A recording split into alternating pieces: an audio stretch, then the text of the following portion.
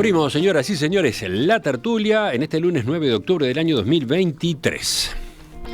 Una mesa 100% presencial, voy a ir saludando a quienes nos acompañan. Empiezo por orden alfabético, diría. Martina Casás, buen día. Buen día, saludos a la audiencia, tanto tiempo. Si sigo por el lado femenino, voy con Desiree Pagliarini, buen día. Buen día a todos. Santiago Soto, ¿cómo te va? Bueno, sí, primaverales días, finalmente. Sí, finalmente. Y por último, saludo al invitado, a quien participa por primera vez en estas discusiones. Pablo Díaz, también bienvenido. Buen día y un placer estar acá. Pablo es abogado laboralista, ¿no? Sí. Asesora a empresas en temas de derecho laboral y negociación colectiva. Matriz ideológica, wilsonista, ¿podríamos decir? Podríamos decir que sí. Sí, tuve militancia bastante activa en el Partido Nacional de época, desde jovencito, desde los 17 años. Edad. 43. Participación en el Parlamento, cargos de gobierno. Estuve en otro periodo, pues ya más o menos ya estoy más alejado de la actividad política activa, más dedicado a la profesión liberal. Bueno, hecho este retrato rápido, ahora veremos qué tal, cómo te va. ¿Qué dicen los oyentes, además? Veremos. ¡Qué presión, Pablo! ¡Qué Se me presión! siento cómodo y espectacular estar acá, muy bien. ¿Se conocían con alguno de ustedes? No. ¿Se han presentado ahora? Bueno. Mejor todavía, diría, mejor. Bueno, vamos al primero de nuestros temas. Le propongo que nos instalemos del otro lado del río de la Plata.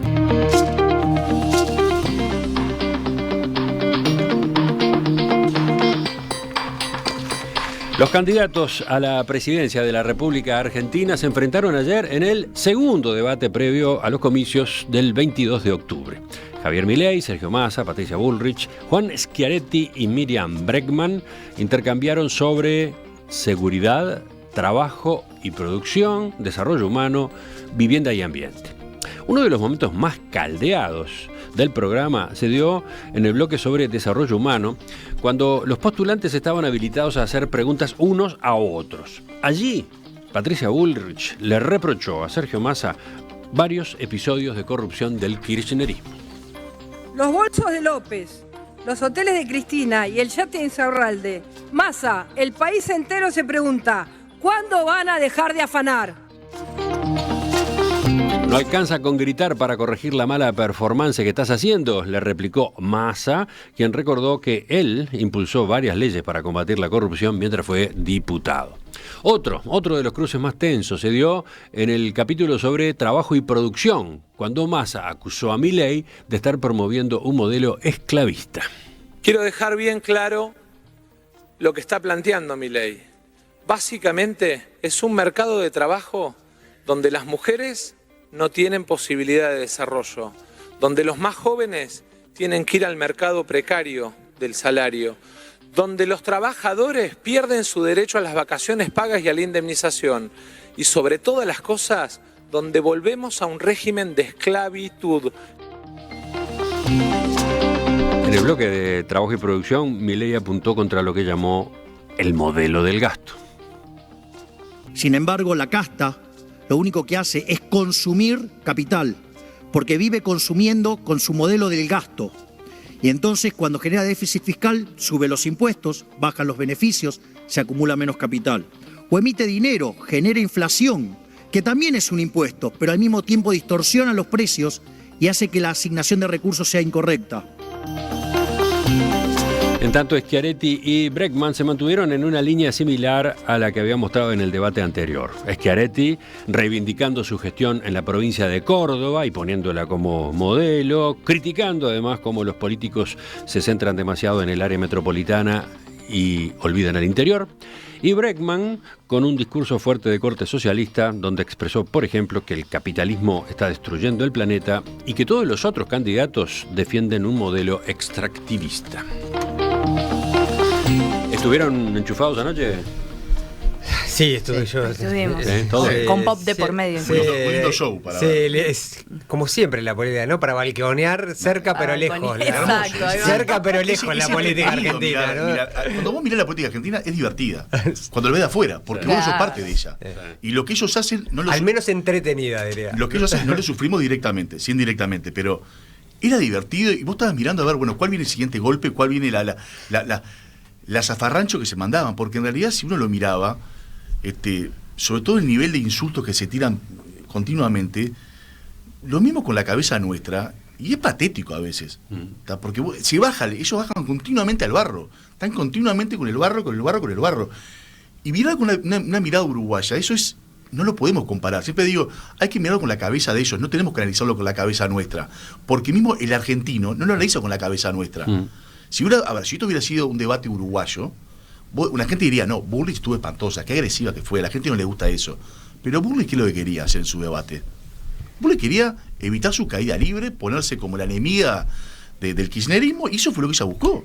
Eso fue lo que ella apuntó a pegarle, a ser más antikirchnerista que el resto. Y eso fue su objetivo.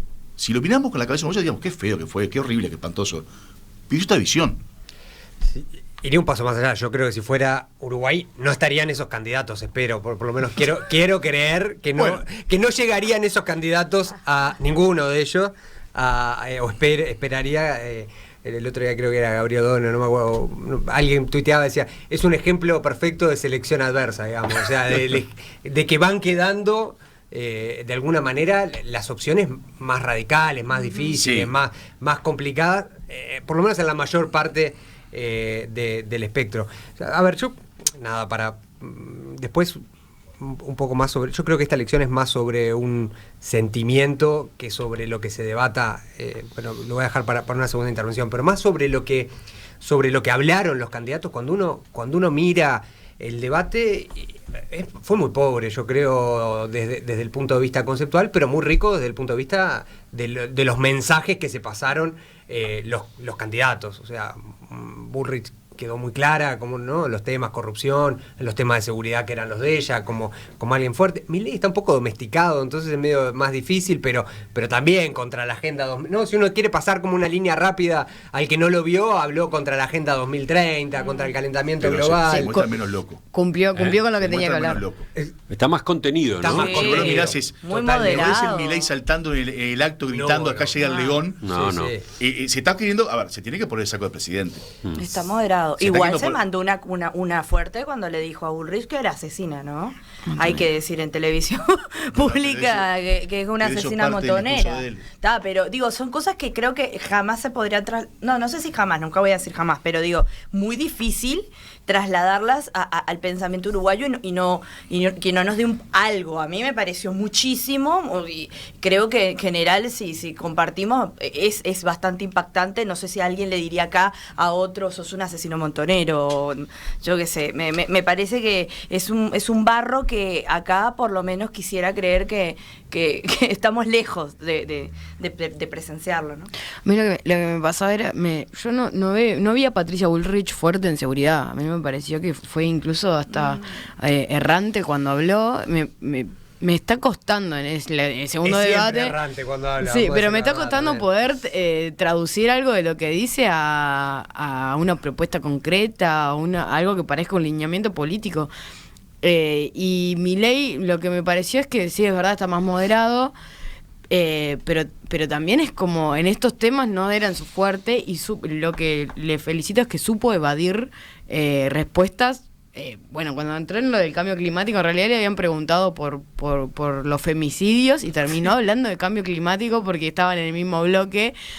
Y ese bloque final, me parece, el de las preguntas que en realidad no son preguntas, ¿no? Sí. Eso es lo más jugoso, porque en realidad ahí es como vos ves como realmente la confrontación de ideas. Si no, es como cada uno se centra en hablarle a su público y no dialogan entre ellos. Es verdad que el bloque ese de las preguntas es interesante por dos lados. Primero porque algunos de los candidatos terminan planteando preguntas insólitas, ¿no? Como que no encuentran dónde pegarle al otro, ¿no? En el debate pasado fue el que Massa le pidió que le pida perdón al Papa, por ejemplo, y en este, o sea, es como... Y por otro lado, algunos de los que reciben las preguntas quedan incómodos, quedan sin saber para dónde agarrar, ¿no? Esa es la parte que tiene más sorpresa, bueno, digamos, eso ¿no? a mí me sorprendió particularmente Perdón. No, tranqui. A mí me sorprendió particularmente porque estamos hablando de gente muy entrenada en el diálogo y parlamentarios que, digo, los parlamentarios sí tendrán entrenamiento en responder, en estar vivos en eso. Sin embargo, quedaban descolocados. Creo que el único que llegaba a contestar, incluso antes de que le empezaran a medir el tiempo, era Schiaretti, que ya tenía como la reproducción del cassette y lo ponía en marcha. Pero después todos quedaban medio descolocados. Me pareció un poco naif, la verdad. O sea, Schiaretti está con un chip. Un chip puesto. Era Córdoba, el interior, no. El interior contra la capital.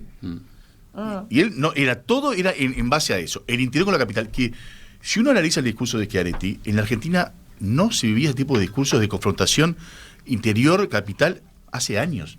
Schiaretti es No uruguayo. existía. Mira, Schiaretti federal, blanco, y sería.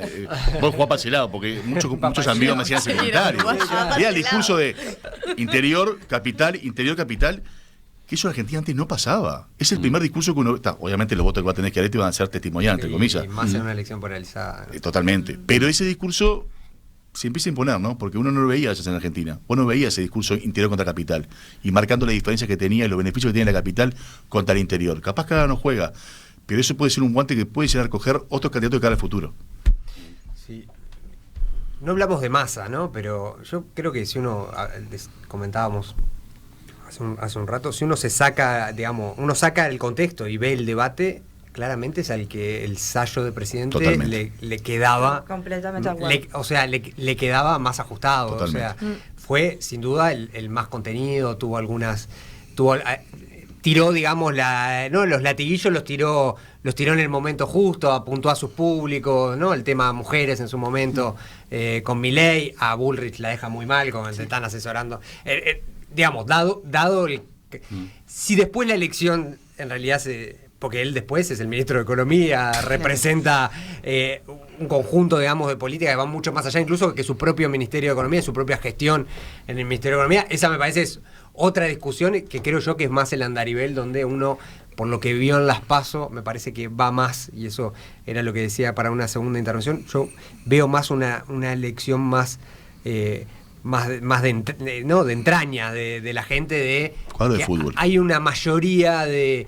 Hay un sentimiento mayoritario de basta con lo que vienen hasta ahora, kirchneristas o lo que fue en su momento Juntos por el Cambio, y creo que ese sentimiento va a terminar siendo mayoritario. El ascenso de Milei, un voto antisistema, claramente, un voto de expresión contra todo lo que está pasando y están viviendo ahora. No sé cuánto esto tendrá que analizarse, ¿no? Es una opinología mía muy subjetiva, pero yo creo que debe haber mucho de voto a Milei, no me importa lo que está diciendo, es lo que representa el romper con todo esto que me tiene podrido, o podrida, ¿no? Es como, hay mucho de eso, y está tan polarizado que los candidatos en sí mismos, en su conjunto, yo analizaba el debate pasado, y en su conjunto los dos debates, a mi entender, fueron malos, de pésima calidad, baja calidad. Son candidatos que si yo los veo por separado y en conjunto digo, ¿qué está pasando acá? Son el reflejo de Argentina de hoy.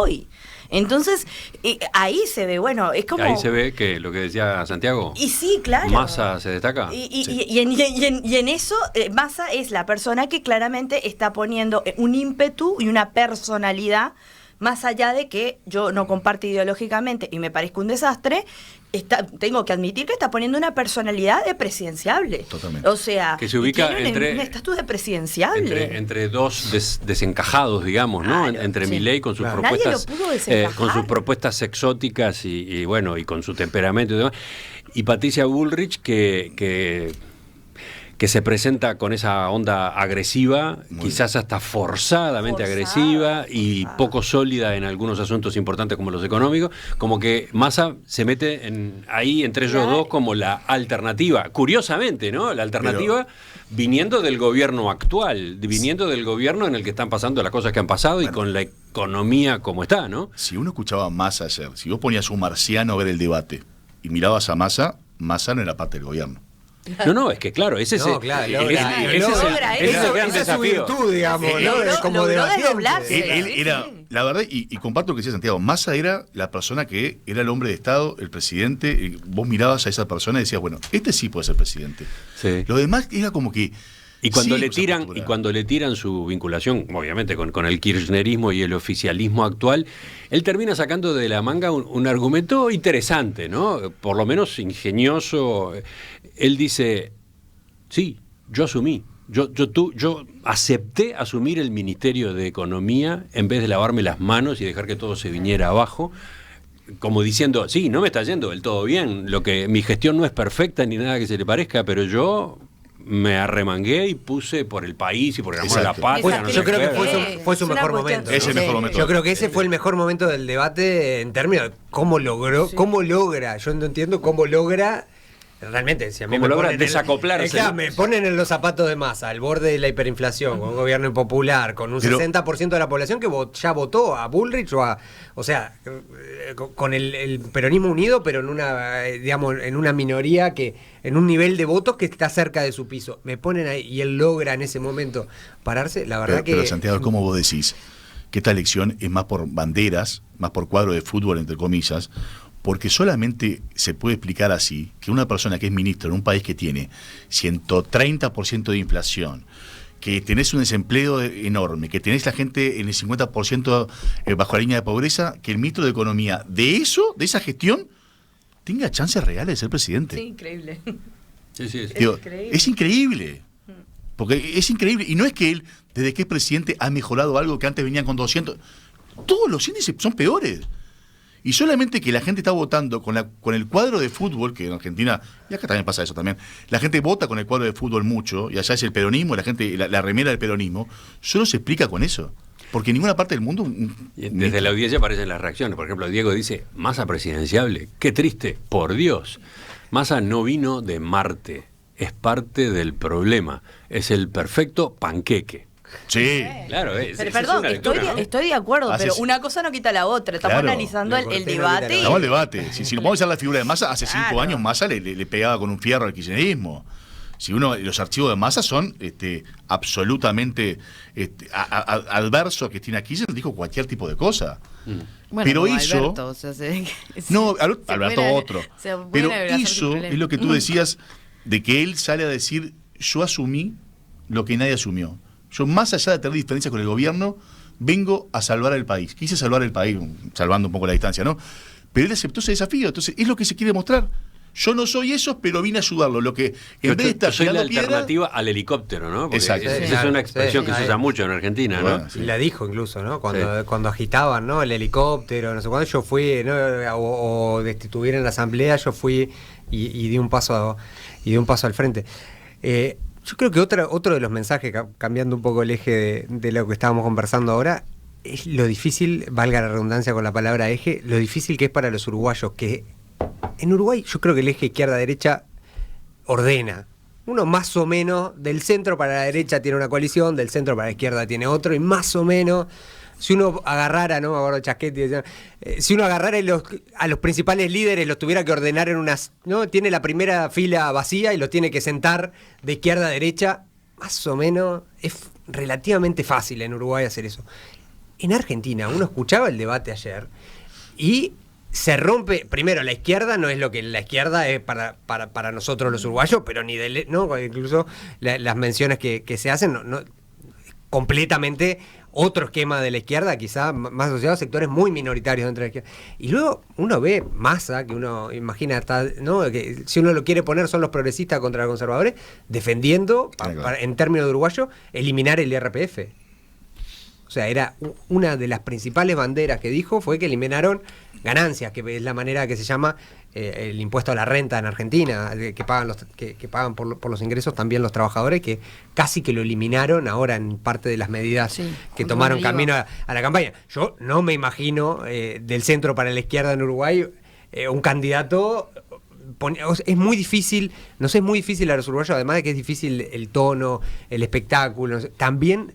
Creo que algo, por lo menos a mí, no voy a decir de los uruguayos, a mí, a Santiago Soto, a mí me cuesta entender la política argentina porque me cuesta, pese a que mucha gente no le gusta el eje izquierda-derecha, al final del día yo creo que a los ciudadanos los ordena muchísimo. Por algo los sistemas democráticos, políticos estables, de larga duración, todos tienen más o menos ordenado la política, por lo menos en un espectro que de alguna manera se parece al de izquierda a derecha, que en Argentina es un dislate total, no sé, es muy difícil, no lo entiendo, digamos.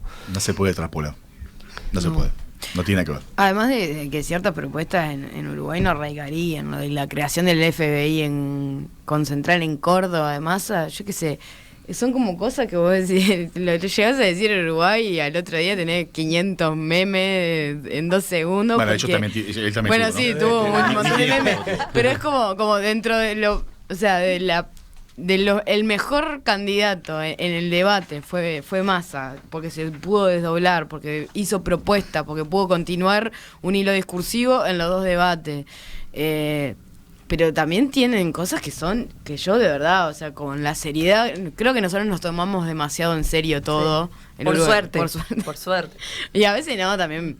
Entonces nos tomamos demasiado en serio, entonces estas cosas las medimos con un criterio que obviamente nos cuesta meternos en la lógica, pero lo que ellos esperan del debate es otra cosa, es confrontación, es polarización, están todo el tiempo armando la grieta en el debate. Vos lo mirás y decís, bueno, pero yo ahí, todo el tiempo armando la grieta, sigo sin entender a quién le está hablando Patricia Bullrich. Es la segunda vez que la escucho y no está levantando votos. O sea, sigue, afianza sus votos, pero no avanza ni sobre los votos de Milei, porque no avanza sobre los votos de Milei y no avanza sobre los votos de Massa y el kirchnerismo. Yo no sé cuál es la estrategia política. No sé, Martí, para mí tú tiene ahí difiere un poco contigo, porque creo que, o sea, es difícil de entenderlo porque a mí también me cuesta. De hecho, cuando ayer me quedé a ver todos los análisis que habían después en TN, y que todos decían un poco más que alabando a Patricia porque había hecho lo que tenía que hacer y que no había hecho en el primer debate, que era básicamente confrontar, ser mucho más aguerrida, agresiva, etcétera, que lo aplaudían como una gran celebración. Y yo decía, no puede ser, o sea, están aplaudiendo la horda a generar más esa confrontación, pero bueno, es así. Le está hablando al público justamente que quiere sentirse parte de esa polarización, ¿no? Y en definitiva, como estaba peleando con Milei, ese lugar, es bueno, ¿quién es peor que quién? En el sentido de quién es más fuerte para confrontar y para poner el tablero, mover el tablero y decir acá estoy. O sea, es un poco eso. Me parece que le está hablando a un público que quiere sentir que destruye al otro, al enemigo, entre comillas, que vendría a ser Massa y el kirchnerismo. Entonces, yo creo que ahí sí tuvo un rédito, porque se le tildó mucho en el pasado, en el debate pasado, que había sido tibia, que no había sabido aprovechar las oportunidades de rebatir, y hoy en este debate lo hizo, dijo, bueno, ¿qué está pasando con este caso? Las maletas, el no sé qué, el hotel de Guinness, cuando le dijo a Massa, que es en esa, la verdad que la aplaudí, no tenés que defender a las mujeres, nos defendemos sola, ese tipo de cuestiones que son como mucho más aguerridas, creo que debe haber tenido un impacto en su público, seguro que sí. En su público, por eso sí, no, pero no levanta voto de nadie. Bueno, el público, sí. Con su público me refiero público de Milei versus ellos pescan, ella, ¿no? Milei y Bullrich pescan en la misma pecera, en el mismo tanque. Esa pecera. Y están buscando, y la discusión que hay también es, bueno, a ver, yo miraba, el debate se quería polarizar entre Massa y Milei, porque a los dos le sirve. A Milei le sirve que obviamente pasar la segunda vuelta con Massa, si no gana en primera vuelta, por el sistema argentino. Y a Massa le sirve Milei, porque a Massa, si va a Milei, sabe que mucha gente de Bullrich lo ve como un loquito y capaz que lo vota a él para evitar el loquito. Entonces, y Milei sabe que si va contra Massa, mucha gente de Bullrich puede votar a él. Entonces, entre los dos, se ayudan. Si vos mirás, era un debate entre los dos, buscaban por ahí entre ellos. Y es real eso. Fue curioso, no sé si no calificarlo como una patinada de Massa, lo que hizo preguntándole a Miriam Bregman, ¿no? Sí. Porque, bueno, primero la había defendido, había salido al cruce de Milei cuando Milei le había destratado, había señalado como que no entendía de economía, si no me equivoco, ¿no? Bueno, fue muy duro con ella y Después interviene Massa y dice, hasta acá llegaste, Milei, no podés seguir tratando a las mujeres. Eso fue curioso, ¿no? Ese cruce en defensa de no me lo esperaba. Miriam Muy Bregman, forzado. ¿no? Un poco forzado. No se notó natural. No un poco forzado, dice Pablo, puede ser. No fue natural. Después le pega un cachetazo a Patricia Bullrich, le dice, no nos defiendas nada, lo resolvemos nosotros. Bueno. Pero después, en el momento de las preguntas, me descolocó cuando le preguntó a Miriam Bregman, de hecho, si lo prefería a él en el elenco de candidatos, ¿no? Si iba a terminar volcándose por él. Una especie de ansiedad extraña. Y ella le respondió bien, le dijo que no estaban en el balotaje. Claro, que el balotaje venía después, ¿no? Un poco enojada igual le respondió, que fue el único momento que salió un poco de tono ella. Sí, salió de tono, pero yo creo porque que... en general fue muy... para mí, realmente, ella, una compostura impecable, ¿no? O sea, más y una oratoria impecable también, independientemente de lo ideológico. Fue el único momento, ¿no? que se enojó, porque me imagino que la gran discusión ¿no? Al final, si están o no validando, cuando lo pones en el eje izquierda-derecha, al final no terminas validando pero además la derecha. Es una pregunta que él ya le había hecho en el anterior. Es como la reiteración, quiso probar suerte nuevamente, porque le dijo, somos lo mismo, es lo mismo votarme a mí que votar a Milei, y ella le salió con una respuesta que le dio vuelta a la situación. Entonces, ¿qué pasa? Empezó diciendo que la primera respuesta no había sido clara, ¿no? Que le quería más nitidez. Bueno, no consiguió mucho. Justamente otra de las preguntas que me parece que deja el debate, a mí por lo menos me genera curiosidad, es ¿qué implicará en materia de votos esta presencia pública para Miriam Bregman, ¿no? Porque logró colarse, ¿no? Con mucho oficio en comunicación, ¿no? Con su lenguaje, con su discurso, con su expresividad, logró meter cuña por todos lados, ¿no?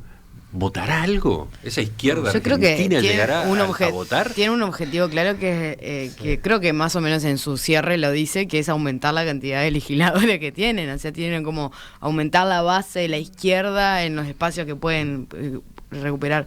Igual hablando de comunicación, y esto lo voy a decir porque me llamó la atención de verdad, capaz que nadie se preocupó, que Patricia Bullrich y Miriam Bregman estuvieran vestidas del mismo color, comunicacionalmente es muy raro.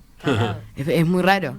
Y eso, en estos debates de presencia pública, son códigos que la gente inconscientemente capta. Fue rarísimo que se vistan las dos. ¿No será rosadas por el tema de que es el mes contra el cáncer de mama y es todo rosado? Puede porque ser. es lo único que se me ocurrió, ¿no? Es una yo miré todo, desde cada uno con su banderita argentina, con la carapela negra, la carapela del luto. ¿No? Es como, bueno, tenían como habían hecho los deberes comunicacionales, pero que se vistan del mismo color dos candidatas suele ser volviendo al tema raro. De la representación parlamentaria que puede llegar a tener la izquierda en Argentina, el tema es que esto se está polarizando mucho. Y cuando haya encuestas, que hay encuestas que están marcando una posibilidad real de que si Milei saca más del 40% y supera el 10% al segundo, que puede ganar en primera vuelta, el voto útil siempre termina afectando a los partidos más chicos. Y eso va a terminar pasando, y eso les puede llegar a perjudicar.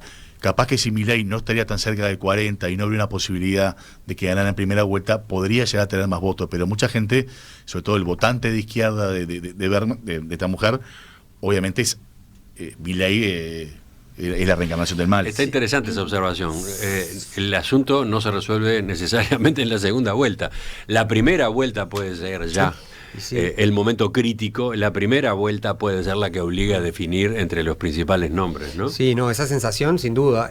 Igual digamos, uno mira la ubicación, voy a cometer voy a desdecirme en parte, ¿no? Uno ve que las opciones están más a la derecha que lo habitual, digamos, por lo menos el tipo de recurso, discurso que asemeja más con esa izquierda argentina, con un Massa está más lejos que con Cristina, digamos, para decirlo en código.